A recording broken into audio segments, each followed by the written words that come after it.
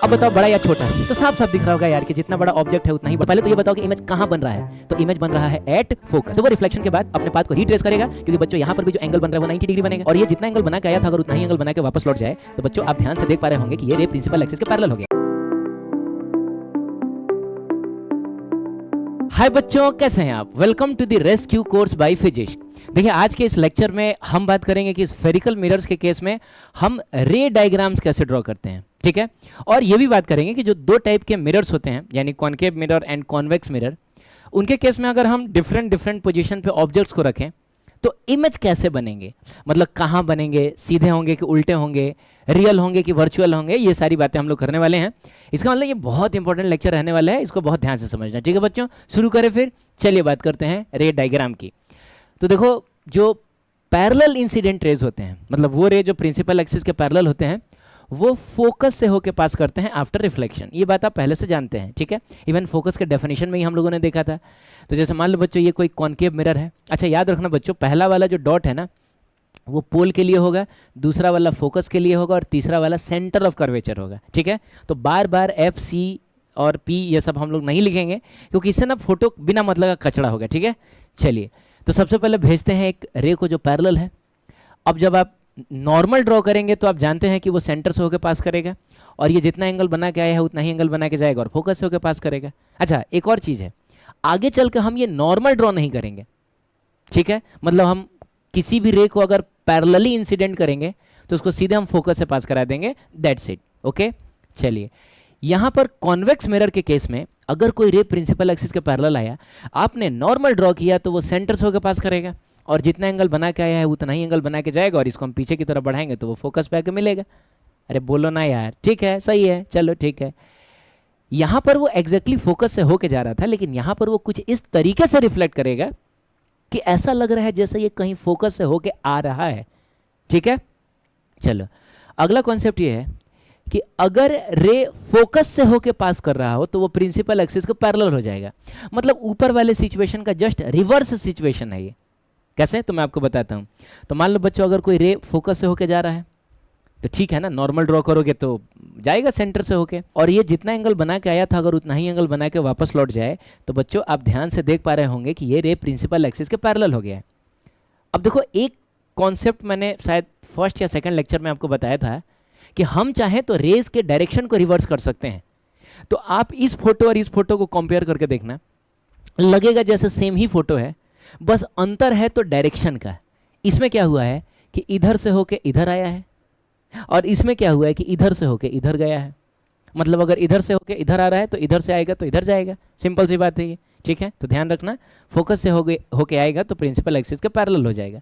लेकिन convex mirror के case में अब फोकस तो इधर होता है, तो रे कुछ इस तरीके से आया कि अगर वो सीधा जाता तो फोकस पे जाता, ठीक है ना बच्चों। तो जब आप नॉर्मल ड्रॉ करेंगे तो ऐसा जाएगा, ये रिफ्लेक्शन के बाद प्रिंसिपल एक्सिस के पैरेलल हो जाएगा। मतलब ऐसा रे जो सीधा जाता तो फोकस से होके जाता, रिफ्लेक्शन के बाद वो प्रिंसिपल एक्सिस के पैरेलल हो जाएगा। तो बात ये है कि अगर रे फोकस से रिलेटेड है तो वो प्रिंसिपल एक्सिस के पैरेलल हो जाएगा। क्लियर है, ठीक है। अगला कॉन्सेप्ट ये है कि अगर रे पोल पे टकराता है, जैसे मान लो बच्चों रे आके पोल पे ही टकराए, तो वो जितना एंगल बना के आया था उतना ही एंगल बना के रिफ्लेक्ट बैक भी करेगा। और इसका लॉजिक बहुत ही सिंपल है। कैसे? तो ये जो प्रिंसिपल एक्सिस है ये खुद ही नॉर्मल का रोल प्ले कर रहा है। अरे भाई, तुम यहाँ नॉर्मल ड्रॉ करोगे तो ये प्रिंसिपल एक्सिस के ऊपर ही आएगा ना। तो ठीक है, जितना एंगल बना के आया था उतना ही एंगल बना के जाएगा, और एक तरीके से देखें तो ये लॉ ऑफ रिफ्लेक्शन को फॉलो कर रहा है। सिमिलरली अगर हम कॉन्वेक्स मिरर भी लें तो उस केस में भी रे जिस एंगल पे आया था उसी एंगल पे रिफ्लेक्ट बैक करेगा। इज इट क्लियर बच्चों? चलो, अगला कॉन्सेप्ट ये है कि अगर कोई रे सी से होके जाए तो आप जानते हैं कि सेंटर से होके जा रहा है तो यहाँ पे 90 डिग्री एंगल बनाएगा। अरे बोलो ना यार। और हमने ये कई दफ़ा देखा है कि रे अगर किसी भी सरफेस से परपेंडिकुलरली टकराए तो वो अपने पाथ को रीट्रेस करता है। इसका मतलब हुआ कि वो इसी रास्ते पे वापस लौट जाएगा। तो ये रहा इंसिडेंट रे, और इसी के ऊपर होगा रिफ्लेक्टेड रे। क्लियर? सिमिलरली अगर इस केस में भी कोई रे ऐसा आया कि वो सीधा जाता तो सेंटर से होके, मतलब सेंटर से होके गुजरता है ना, तो वो रिफ्लेक्शन के बाद अपने पाथ को रिट्रेस करेगा, क्योंकि बच्चों यहाँ पर भी जो एंगल बन रहा है वो 90 डिग्री बनेगा। अरे सेंटर से होकर जा रहा है यार, तो 90 डिग्री बनेगा, तो अपने पाथ को रिट्रेस करेगा का मतलब हुआ इसी रास्ते पर वो वापस लौट जाएगा। क्लियर है? तो आशा करता हूँ कि रे डायग्राम आपको समझ में आया होगा। चलिए अब इन रे डायग्राम्स का यूज़ करते हुए हम डिफरेंट पोजीशन पे ऑब्जेक्ट को रख के इमेज को फॉर्म करते हैं। एंड सबसे पहले हम बात करेंगे फॉर कॉनकेव मिरर। ठीक है बच्चों, तो देखो क्या है कि एक कॉनकेव मिरर है और ऑब्जेक्ट को हम इनफाइनाइट पे रख रहे हैं। इनफाइनाइट का मतलब हुआ बहुत दूर कहीं रखा हुआ है, और ऑब्जेक्ट का नाम है ए बी। ठीक है, समझो ना बच्चों, ए फॉर एडी, बी फॉर बाल। ये पूरा एक आदमी खड़ा है, सही है, लेकिन कहाँ है? तो इनफाइनाइट पे है, ये जगह इनफाइनाइट है। अब याद करो फर्स्ट लेक्चर में हमने पढ़ा था कि ऑब्जेक्ट अगर बहुत दूर हो तो उससे आने वाली सारी रेज हम तक पहुंचते पहुंचते पैरेलल हो जाती हैं। तो चूंकि ये ऑब्जेक्ट इनफाइनाइट पे रखा हुआ है, तो जो भी रे इससे होके निकलेगा वो सारा रे प्रिंसिपल एक्सिस के पैरेलल होगा। इस केस में तिरछा रे वाला कोई कॉन्सेप्ट नहीं होगा, सारी रेज पैरेलल होंगी। तो चलिए काम करते हैं, हम बी से एक रे को निकालते हैं तो ऑब्वियसली पैरेलल होगा। और आप जानते हैं कोई रे अगर प्रिंसिपल एक्सिस के पैरेलल हो तो वो फोकस से होके जाता है। ठीक है, चलिए हम यहाँ से भी निकालते हैं, उसके सीने से एक रे निकालते हैं तो वो वाला रे भी फोकस से ही होके जाएगा, क्योंकि ये भी प्रिंसिपल एक्सिस के पैरेलल है। चलिए उसके घुटने से एक रे निकालते हैं, वो भी फोकस से ही होके जाएगा। और एक रे को अगर हम उसके पैरों से निकालते हैं तो वो भी फोकस से होके जाएगा। अब एक बात बताओ यार, ये रे, ये रे, ये रे, ये रे, ये सारी रिफ्लेक्टेड रेज हैं, और आप जानते हैं कि रिफ्लेक्टेड रेज के इंटरसेक्शन पॉइंट को हम इमेज कहते हैं। तो बच्चों यार, पैर से लेकर सर तक जितनी रेज आई थी सारी की सारी रिफ्लेक्ट करके एक ही पॉइंट पे कंसंट्रेट हो जा रही हैं। इसका मतलब हुआ पूरे ऑब्जेक्ट का इमेज बस इस एक छोटे से पॉइंट पे बनेगा, है ना बच्चों? तो पहले तो ये बताओ कि इमेज कहाँ बन रहा है? तो इमेज बन रहा है एट फोकस। कैसा बन रहा है? बड़ा है, छोटा है, कैसा है? तो यार ये तो एकदम पॉइंट साइज्ड है, यानी बहुत छोटा है। अरे सारी रेज एक पॉइंट पे इकट्ठी हो गई, यानी पूरे ऑब्जेक्ट का इमेज बस यहाँ बनेगा छोटा सा। इसका मतलब जो इमेज होगा वो पॉइंट साइज्ड होगा। सही है? ठीक है यार, एक बात बताओ, ये रियल होगा या वर्चुअल होगा? यहाँ जो इमेज बन रहा है वो रियल होगा या वर्चुअल होगा? तो यार ये रे सही में प्रेजेंट है। अरे यार ये वाली रेस एक्चुअल में प्रेजेंट है, तो इनका इंटरसेक्शन पॉइंट जो इमेज फॉर्म करेगा वो रियल होगा। तो ये रियल इमेज है। और एक बात याद रखना, अगर कोई सिंगल लेंस हो या कोई सिंगल मिरर हो तो वो रियल इमेज बना रहा है तो वो उल्टा ही होगा। और आगे के रे डायग्राम्स में ये सारी चीज़ें प्रूव भी हो जाएंगी। फिलहाल के लिए बस याद रखना है यार, क्योंकि यहाँ इमेज इतना छोटा बना है ना कि सीधा उल्टा हम देख नहीं पा रहे हैं। तो बस याद रखना कॉन्सेप्ट कि रियल इमेज है तो उल्टा ही होगा। क्लियर है बच्चों? तो इन्वर्टेड, उल्टा का मतलब इन्वर्टेड होगा। सही है? चलिए आगे बढ़ते हैं। अब ना हम ऑब्जेक्ट को थोड़ा सा आगे लेके आते हैं। आगे लेके आने का मतलब हुआ कि इनफाइनाइट और सी के बीच में रखते हैं। तो देखिए ऑब्जेक्ट को हमने यहाँ रखा है। अब देखो क्या है ना कि इमेज बस हमको बी का ही बनाना है, ए का इमेज हम एक्सटेंड करके बना लेंगे। कैसे वो मैं आपको आगे बताऊंगा। फिलहाल समझना कि एक पॉइंट है बी और तुमको बस इसी का इमेज बनाना है। तो चलो इसमें से रेज निकाली जाए। तो पहले तो ये बताओ यार कि इसमें से कितनी रेज निकलेंगी? तो रेज तो यार इनफाइनाइट निकलेंगी। एक रे इधर जाएगा, एक इधर जाएगा, एक इधर जाएगा, इधर जाएगा, इधर जाएगा, इधर जाएगा, चारों तरफ जाएगा। लेकिन हमको क्या है ना कि बस दो ही रे निकालना है, क्योंकि हमको रिफ्लेक्टेड रेज का इंटरसेक्शन कराना है, तब ना वहाँ इमेज बनेगा। और आप जानते हैं इंटरसेक्शन के लिए दो लाइंस काफ़ी हैं। तो एक काम करते हैं, हम एक रे को भेजते हैं प्रिंसिपल एक्सिस के पैरेलल, बोलो ना यार, तो वो फोकस से होके जाएगा। और एक रे को हम कहाँ से भेजें? तो एक काम करते हैं, एक रे को हम भेजते हैं पोल पे। तो आप जानते हैं जितना एंगल बना के आया था वो उतना ही एंगल बना के रिफ्लेक्ट कर जाएगा। और ये वाला जो पॉइंट है बच्चों, ये वाला जो पॉइंट है यही होगा बी का इमेज। क्यों? क्योंकि ये दोनों रेज बी से निकली थी, तो रिफ्लेक्शन के बाद जो इनका इंटरसेक्शन होगा वो बी का इमेज होगा। इसका मतलब हम इसको बी डैश बोलेंगे। अब सवाल है फिर ए का इमेज कहाँ होगा? तो ए कहाँ है? प्रिंसिपल एक्सिस पे, तो उसका इमेज भी प्रिंसिपल एक्सिस पे ही बनेगा। इसका मतलब हुआ आप इसको बढ़ा दीजिए, यहाँ पर होगा ए डैश। क्लियर है? अच्छा एक चीज़ मैं आपको और बता दूं कि बच्चों जैसे थोड़ा 1 मिनट समझना मैं क्या कह रहा हूँ, क्या कह रहा हूँ तुम समझना, ठीक है? अरे बोलो यार। तो ये रहा तुम्हारा ए और ये रहा तुम्हारा कौन बताओ, बी। सही है ना भाई? अरे बोल दो यार। सही है, ठीक है। चलो अब क्या है कि हमको इमेज बनाना है, तो हम बी से रेस को निकालेंगे। तो एक रे को हमने निकाला ऐसा, वो कहाँ से होके गया बताओ? फोकस से होके गया, फोकस से होके गया और कुछ इस तरीके से निकल गया, ठीक है। चलिए एक रे को हमने भेजा कहाँ बताओ? पोल पे। तो वो जितना एंगल बना के आया है उतना ही एंगल बना के रिफ्लेक्ट करेगा। आपको क्या लग रहा है बाकी सारी रेस, जो रेस यहाँ गई थी, यहाँ गई थी, यहाँ गई थी, वो कहाँ से होके जाएंगी? तो मैं आपको बताता हूँ, देखिएगा ध्यान से। एक काम करते हैं ना बच्चों, एक रे को ना हम फोकस से होके भेजते हैं, फोकस से होके, फोकस से होके। तो आप जानते हैं वो प्रिंसिपल एक्सिस के पैरेलल हो जाएगा। तो जैसे ही ये प्रिंसिपल एक्सिस के पैरेलल होगा, पता चलेगा कि ये भी उसी पॉइंट से होके जा रहा है। अच्छा, एक रे को हम सेंटर ऑफ कर्वेचर से भेजते हैं। ये देखो, ये सेंटर था, इससे भेजते हैं। तो फिर क्या होगा? वो अपने पाथ को रिट्रेस करेगा, यानी ये भी एक रिफ्लेक्टेड रे हो गया। तो देखो, ये वाला रिफ्लेक्टेड रे, ये वाला रिफ्लेक्टेड रे, ये वाला रिफ्लेक्टेड रे, ये वाला रिफ्लेक्टेड रे, सारा का सारा इसी पॉइंट पे तो मिल रहा है। इसका मतलब हुआ कि ऐसा नहीं है कि आपको एक रे को प्रिंसिपल एक्सिस के पैरेलल भेजना है तो दूसरे को आपको पोल पे ही भेजना है। आप कहीं भी भेजिए, सारा का सारा रे यहीं पर इंटरसेक्ट करेगा। इवन बच्चों मैं तो कहता हूँ रैंडमली तुम एक रे को यहाँ भेजो तो वो भी यहीं से होके जाएगा, एक रे को तुम यहाँ भेजो तो वो भी यहीं से होके जाएगा, एक रे को तुम यहाँ भेजो तो वो भी यहीं से होके जाएगा। लेकिन हम अपने कन्वीनियंस के अनुसार जो दो रेज भेज रहे थे उसमें एक प्रिंसिपल एक्सिस का पैरेलल था तो एक पोल वाला था। अब एक बात बताओ यार, इस केस में इमेज बना कहाँ है? तो साफ साफ दिख रहा है एफ और सी के बीच में। तो इमेज जो होगा इन बिटवीन एफ एंड सी होगा, ठीक है। अच्छा, बड़ा है कि छोटा है? तो वो भी आंखों से दिख रहा है कि छोटा है। अरे इससे तो छोटा ही है ये, तो स्मॉल होगा। रियल है कि वर्चुअल है? मिरर के सामने है तो, मिरर के सामने है तो रियल ही होगा, ठीक है। मतलब अब उतना भी हम नहीं देखेंगे कि रेज एक्चुअल में प्रेजेंट है कि नहीं है, बस सामने है तो रियल होगा, कहानी खत्म, ठीक है। और बात सही भी है, रेज एक्चुअल में प्रेजेंट है यहाँ तो रियल होगा। और मैंने क्या बोला था कि अगर रियल है तो फिर उल्टा होगा, और आपको दिख रहा होगा कि यहाँ उल्टा है, बाल नीचे है और एड़ी ऊपर है।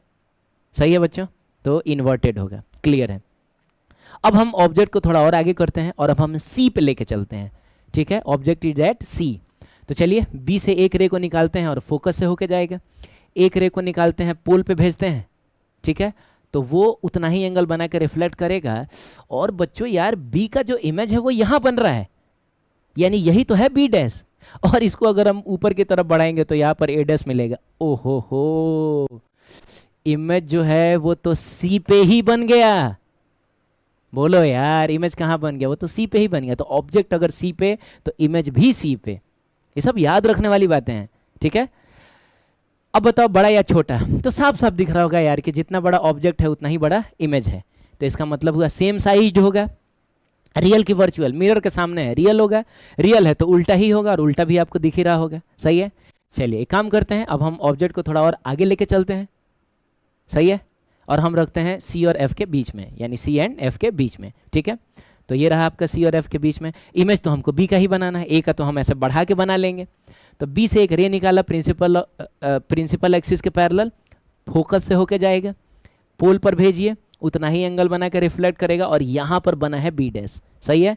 और इसको अगर हम ऊपर एक्सटेंड कर दे तो यहाँ पे बनेगा ए डैश। इसका मतलब हुआ कि अब की बार जो इमेज बना है वो सी के पीछे बना है, तो इसको हम बोलेंगे इमेज बना है बियॉन्ड सी, सी के पीछे बना है। कैसा है, बड़ा है कि छोटा है? साफ साफ दिख रहा है यार, बड़ा है तो बड़ा होगा। उसके बाद बताओ रियल है कि वर्चुअल है? मिरर के सामने है तो रियल होगा, और रियल है तो ऑब्वियसली उल्टा होगा, और उल्टा आपको दिख भी रहा होगा। सही है? क्लियर है? आगे बढ़े। चलिए ठीक है, अब हम ना ऑब्जेक्ट को और खिसका के एफ पे लेके जाते हैं, मतलब हम ऑब्जेक्ट को धीरे धीरे इधर की तरफ ला रहे हैं, ठीक है। तो एफ पर रखा हमने ऑब्जेक्ट को, रे को प्रिंसिपल एक्सिस के पैरेलल भेजो तो वो फोकस से होके जाएगा, और पोल पे भेजोगे तो उतना ही एंगल बना के रिफ्लेक्ट करेगा। एंड ओ माय गॉड, ये रेज तो कभी इधर मिलेंगी ही नहीं, क्योंकि ये तो पैरेलल हो गई। तो बच्चों ना इधर मिलेंगी ना इधर, पीछे बढ़ाओगे तो मिलेंगी।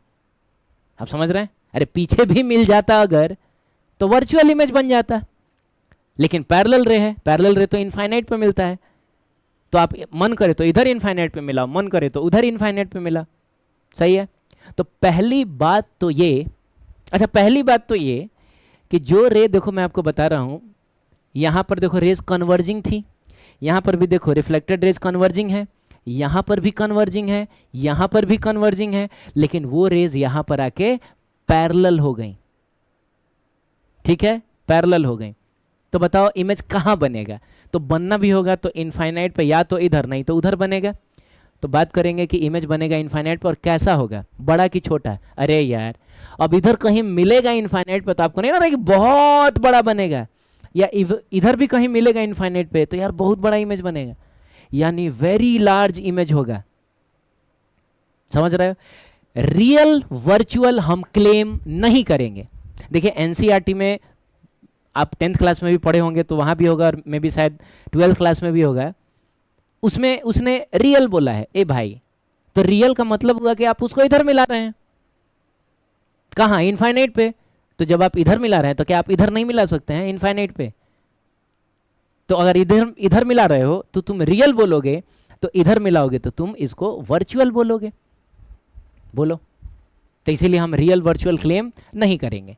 ठीक है, बस रहने देंगे, जो मन करे तुम मान लो इसको। ठीक है, लेकिन एनसीईआरटी के हिसाब से रियल बोला उसने, तो मन करे तो यार रियल लिख लेना, लेकिन मेरा दिल नहीं कहता इसीलिए मैं नहीं लिखता हूँ। ठीक है, आगे बढ़ते हैं। अब हम थोड़ा सा ऑब्जेक्ट को और आगे लेके चलते हैं और बात करेंगे ऑब्जेक्ट अगर एफ और पी के बीच में है तो क्या होगा। ठीक है बच्चों, तो एक रे को आप भेजिए प्रिंसिपल एक्सिस के पैरेलल, वो फोकस से होके जाएगा। एक रे को आप पोल पे भेजिए तो वो कुछ इस तरीके से जाएगा। और ध्यान से सुनना बच्चों, जो रेज पहले कन्वर्जिंग थी यहाँ आके पैरेलल हुई, अब वो रेज डाइवर्जिंग हो गई, यानी अब तो वो इधर इनफाइनाइट पे भी नहीं मिलेंगी। इनफाइनाइट पे पैरेलल रेज मिलती हैं, डाइवर्जिंग रेज नहीं। तो हम क्या करें यार, कैसे मिलाएं इन लोगों को? तो उसके लिए हम इसको पीछे की तरफ बढ़ाएंगे। बोलो बच्चों।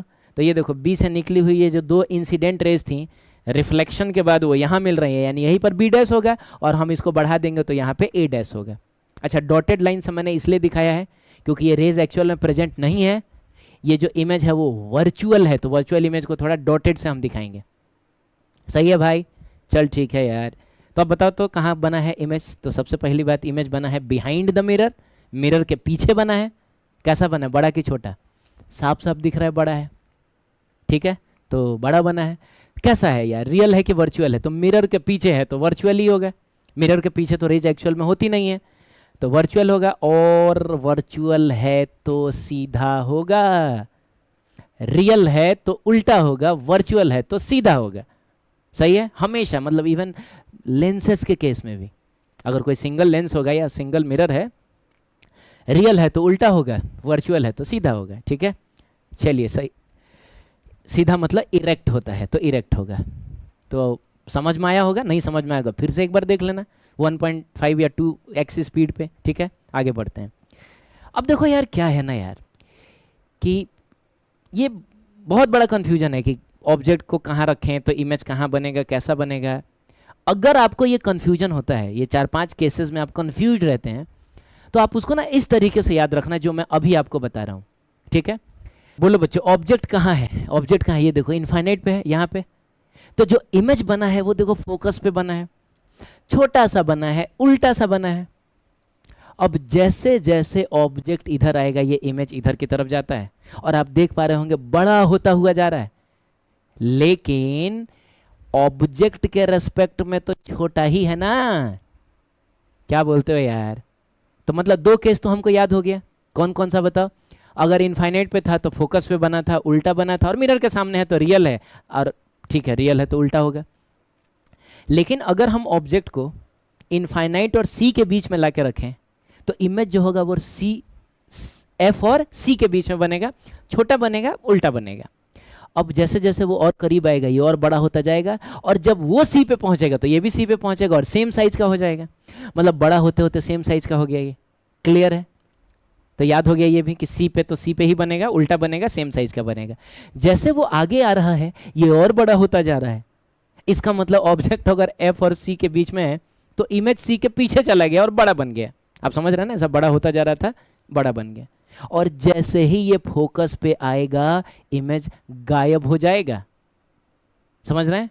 अरे फोकस पे जो इमेज था वो इनफाइनाइट पे बनता था तो आपको थोड़े ना दिखेगा, लेकिन जब ये फोकस से आगे बढ़ेगा, बढ़ाता हूं अभी आगे, इमेज उधर प्रकट होगा, उधर उधर इनफाइनाइट पे, और ऑब्जेक्ट इधर जाएगा, इमेज उधर से आएगा, छोटा होता हुआ आएगा। ध्यान से समझना बच्चों, वो देखो छोटा होता हुआ आ रहा है, लेकिन इससे तो बड़ा ही है। यानी ऑब्जेक्ट अगर एफ और पी के बीच में है तो जो इमेज बनेगा मिरर के पीछे बनेगा और बड़ा बनेगा। सही है, तो आप इस तरीके से याद रखेंगे तो आपको याद रहेगा। फिर से बताइए, इनफाइनाइट पे था तो ये फोकस पे था, ठीक है। जैसे जैसे इधर आता ये बड़ा होता जा रहा था और यहाँ आके एकदम सेम साइज का हो गया। फिर ये आगे बढ़ा तो ये और बड़ा होता गया, और जब ये पहुँचा फोकस पे इमेज गायब हो गया, और फिर जब ये इससे आगे बढ़ा तो इमेज इधर से प्रकट होता हुआ आ रहा है, ऐसे करके, ठीक है। अच्छा, इसको और आगे बढ़ाओगे तो वो और आगे आएगा, और जब ये पोल पे सट जाएगा तो इमेज भी आके पोल पे सट जाएगा, ठीक है। तो इस तरीके से याद रखेंगे, आपको याद रहेगा। चलिए अब बात करते हैं हम, अगर कोई कॉन्वेक्स मिरर हो तो, किसके लिए बच्चों? कॉन्वेक्स मिरर के लिए, और ऑब्जेक्ट को हम इनफाइनाइट पर रखते हैं। तो ये रहा हमारा मिरर, ये रहा object which is eight infinite. तो आप जानते हैं इससे आने वाली सारी रेज पैरेलल होंगी, और वो कुछ इस तरीके से रिफ्लेक्ट करेगा कि आप पीछे की तरफ बढ़ाएंगे तो फोकस पे जाके मिलेगा।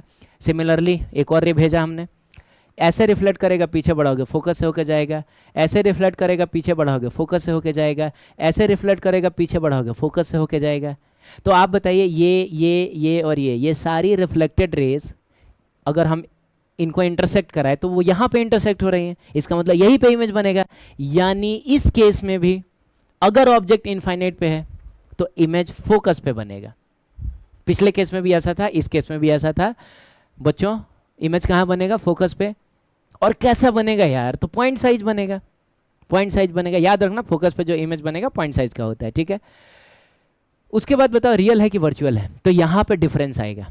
पिछली बार मिरर के सामने था ना, अब की बार ये मिरर के पीछे है, और मिरर के पीछे वर्चुअल इमेज होता है, क्योंकि रेज एक्चुअल में प्रेजेंट नहीं होती हैं, और वर्चुअल है तो सीधा ही होगा। सही है बच्चों, सीधा होगा। चलो ठीक है। इस केस में ना बस दो ही केस होता है, या तो आप इनफाइनाइट पर रखिए ऑब्जेक्ट को, और ना तो इनफाइनाइट और पोल के बीच में आप कहीं भी रख लीजिए, कहीं भी रख लीजिए बच्चों। सही है, तो आप देखते हैं हम यहाँ पर कहीं रखते हैं, तो बी से हम एक रे निकालते हैं। आप जानते हैं ऐसे ये रिफ्लेक्ट करेगा कि पीछे बढ़ाएंगे तो फोकस से होके जाएगा, और एक रे को हम भेजते हैं पोल पे, इस तरीके से रिफ्लेक्ट बैक करेगा कि पीछे बढ़ाएंगे तो यहाँ कहीं मिल रहा है। तो ये और ये दोनों रिफ्लेक्टेड रेज जब इंटरसेक्ट कर रही हैं तो फिर यहाँ पे मिल रही हैं। यानी बी से निकली हुई ये दो इंसिडेंट रेस रिफ्लेक्शन के बाद यहाँ मिल रही हैं। मतलब ये हुआ कि बी का इमेज यहाँ बनेगा, और इसी को अगर हम प्रिंसिपल एक्सिस तक एक्सटेंड करें तो हमको ए का इमेज यानी कि ए डैश मिलेगा। तो सबसे पहले तो यार ये बता दो कि जो ऑब्जेक्ट बना, ऑब्जेक्ट थोड़ा ना बना है, इमेज बना है ना बच्चों? जो क्या बना है बोलो? इमेज बना है। इमेज कहाँ बना है? तो इमेज बना है पोल और फोकस के बीच में, ठीक है। पोल और फोकस के बीच में, ठीक है, बिटवीन पी एंड एफ। सही है। बड़ा बना है कि छोटा बना है? तो बच्चों दिख रहा है यार, छोटा बना है। सही है, तो छोटा बना देंगे। रियल है कि वर्चुअल है? मिरर के पीछे है तो वर्चुअल ही होगा, और वर्चुअल है तो सीधा ही होगा, और आपको दिख भी रहा होगा। ऑब्जेक्ट ऐसा है तो इमेज भी ऐसा ही है, इसका मतलब सीधा बना है। क्लियर? अब इन सिचुएशंस को अगर आप ऐसे देखना चाहते हैं तो थोड़ा ध्यान से देखना बच्चों। ऑब्जेक्ट अगर इनफाइनाइट पे है तो इमेज जो है एकदम छोटू सा बना है, फोकस पे सीधा बना है। एक मिनट, साफ साफ आपको नहीं दिख रहा, चलो मैं ऐसे ही दिखा देता हूँ, ठीक है। सही है। अब अगर हम ऑब्जेक्ट को इधर लेके जाएंगे ना तो इमेज जो है वो इधर की तरफ आता है, बड़ा होता हुआ आता है। आप देखिए कैसे, ये जब इधर जा रहा है तो वो आ रहा है इधर बड़ा होता हुआ, लेकिन इससे तो छोटा ही है। अरे बोलना यार, इससे तो छोटा ही है। तो ठीक है ना, इनफाइनाइट और पी के बीच में कहीं भी आप ऑब्जेक्ट को रखेंगे, इमेज जो बनेगा एफ और पी के बीच में ही बन रहा है, छोटा बन रहा है, वर्चुअल है, सीधा है। इवन और आप इसको नज़दीक लेके जाएंगे तो और नज़दीक आता जाएगा, और एकदम पोल पे ले जाके सटा दोगे तो बराबर बनेगा। सही है। व्हाट डज इट मीन यार? कि ऑब्जेक्ट को, किसको बताओ बच्चों, जल्दी बताओ। ऑब्जेक्ट को अगर हम ऐसा नज़दीक लाते हैं तो ये सब बड़ा होता हुआ जाता है, और यहाँ तक पहुँचते पहुँचते सेम साइज़ का हो जाएगा। तो साफ साफ पता चल रहा है कि ऑब्जेक्ट आप दुनिया में कहीं भी रखे, इमेज फोकस और पोल के बीच में ही बनेगा। Is it clear? सही है बच्चों। चलिए एक काम करते हैं, कुछ एग्जाम्पल्स करते हैं। तो ये जेईई मेन 2020 का क्वेश्चन है। वीडियो को पॉज करो, खुद से ट्राई करो, ठीक है, और फिर उसके बाद आओ मेरे पास। ठीक है बच्चों, तो कर लिया। चलिए देखते हैं अब इसको। कहते हैं spherical mirror is obtained as shown in the above, अच्छा सॉरी बच्चों, यहाँ मतलब बिलो है, लेकिन चलेगा, ठीक है। From a hollow glass sphere, तो एक ग्लास का स्फेयर है और आपने इसके ऊपर एक स्फेरिकल मिरर बना दिया, मतलब पॉलिश वॉलिश करके मिरर बना दिया। If an object is in front of the mirror, एक ऑब्जेक्ट आपको सामने दिख रहा होगा मिरर के सामने, what will be the nature and magnification. Magnification का मतलब होता है ना कि वो इमेज जो है वो कितने टाइम्स बड़ा है या कितने टाइम्स छोटा है, मतलब बड़ा या छोटे होने को हम यहाँ मैग्निफिकेशन बोलेंगे, ठीक है, of the image of the object, ठीक है। तो सबसे पहले तो एक बात बताओ यार, इसका सेंटर कहाँ होगा। तो देखिए इसका डायमीटर जो है वो 16 यूनिट है, तो जाहिर सी बात है इसका जो सेंटर यानी इसका जो रेडियस होना चाहिए वो 8 यूनिट में होना चाहिए। तो ये रहा सेंटर। तो बच्चों सेंटर और पोल के बीच में यहाँ कहीं रहेगा फोकस, तो ये है सी, ये है एफ, इसका मतलब ऑब्जेक्ट बियॉन्ड सी रखा हुआ है। तो अब आप जानते हैं कि ऑब्जेक्ट अगर बियॉन्ड सी रखा रहे तो इमेज जो बनता है वो यहाँ बनता है, याद आ रहा होगा आपको, बोलो। इसका मतलब हुआ कैसा बनेगा, तो स्मॉल बनेगा, उल्टा बना है इन्वर्टेड बनेगा, और इन्वर्टेड है तो ये रियल होना चाहिए, ठीक है। तो चलिए देख लेते हैं। तो सबसे पहले इरेक्ट, इरेक्ट तो गलत हो गया, अच्छा इन दोनों में से होगा। तो इन्वर्टेड, इन्वर्टेड तो ठीक है, रियल, रियल ठीक है। अच्छा यहाँ मैग्नीफाइड और अनमैग्नीफाइड बोल रहा है। तो बच्चों मैग्नीफाइड वर्ड जो यूज होता है वो एक्चुअली चीज़ों के बड़े होने के लिए यूज होता है। इफ़ समथिंग इज मैग्नीफाइड इसका मतलब वो चीज़ बड़ा है, लेकिन यहाँ तो छोटा बना है। तो क्या हम यहाँ मैग्नीफाइड वर्ड यूज कर सकते हैं छोटे होने के लिए? तो थियोरिटिकली कर सकते हैं, क्योंकि जब हम लोग ऑप्टिक्स में मैग्निफिकेशन पढ़ते हैं ना, तो मैग्निफिकेशन में ऑब्जेक्ट का जो इमेज बनेगा वो सिर्फ बड़ा ही नहीं बनेगा, वो छोटा भी बनेगा। मैग्निफिकेशन 2 है, तो इसका मतलब ये हुआ कि इमेज जो है वो ऑब्जेक्ट से 2 गुना साइज का है, बड़ा है। लेकिन मैग्निफिकेशन अगर 1/2 है तो इमेज जो है वो ऑब्जेक्ट से आधे साइज का बना है, यानी छोटा बना है। तो मैग्निफिकेशन बड़ा भी हो सकता है, छोटा भी हो सकता है।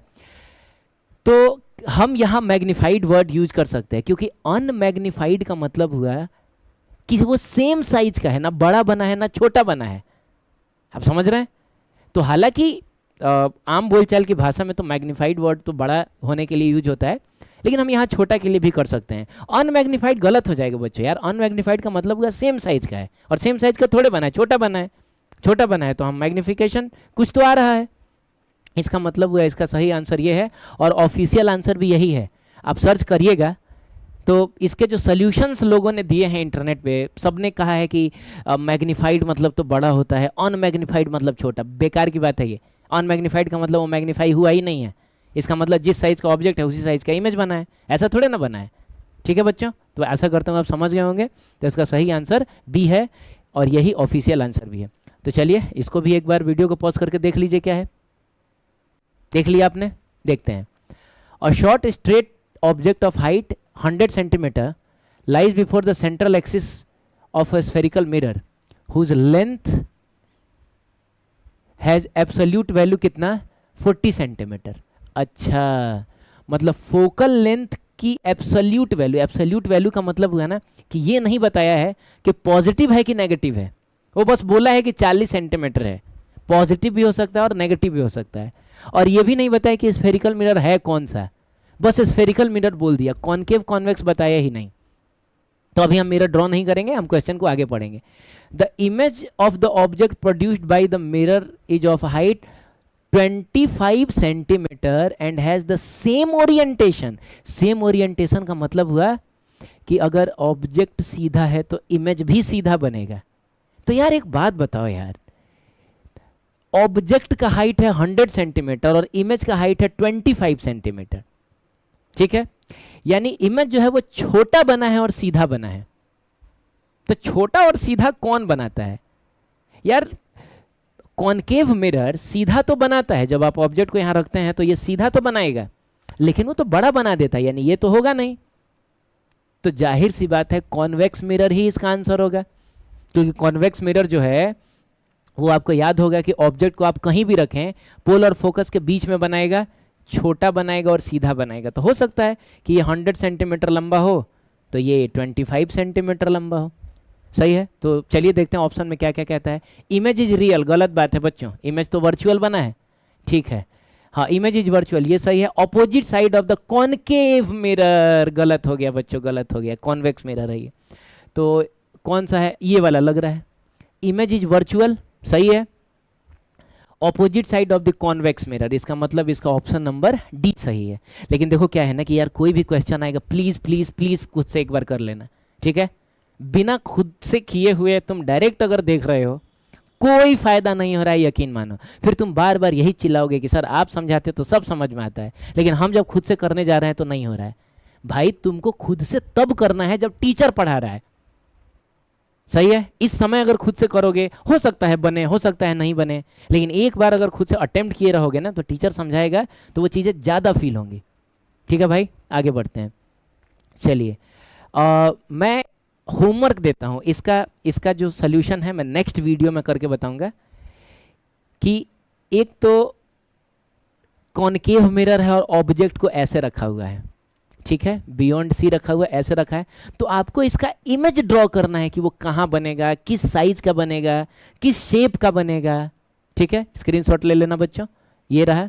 अच्छा एक और बात है, आप जानते हैं ना कि हम टेलीग्राम पे भी हैं, और जो कुछ भी हम यहाँ पढ़ते हैं उसका पीडीएफ मैं टेलीग्राम पे अपलोड कर देता हूँ। ठीक है, तो एक बार जाके वहाँ पे इसका पीडीएफ डाउनलोड कर सकते हो। ठीक है ना, चलो इसका भी स्क्रीनशॉट ले लो। अब की बार जो ऑब्जेक्ट रखा हुआ है उसका आधा हिस्सा उधर सी के बियॉन्ड है और आधा हिस्सा एफ और सी के बीच में, और एक ऑब्जेक्ट ऐसा रखा हुआ है, मतलब कुछ हिस्सा सी के बियॉन्ड है, कुछ सी और एफ के बीच में और कुछ एफ के बियॉन्ड में। तो इसका इमेज कैसा बनेगा। तो आशा करता हूँ कि आपको ये जो बेसिक कॉन्सेप्ट थे ये सब समझ में आए होंगे। चलिए मिलते हैं नेक्स्ट लेक्चर में, तब तक के लिए बच्चों थैंक यू सो मच।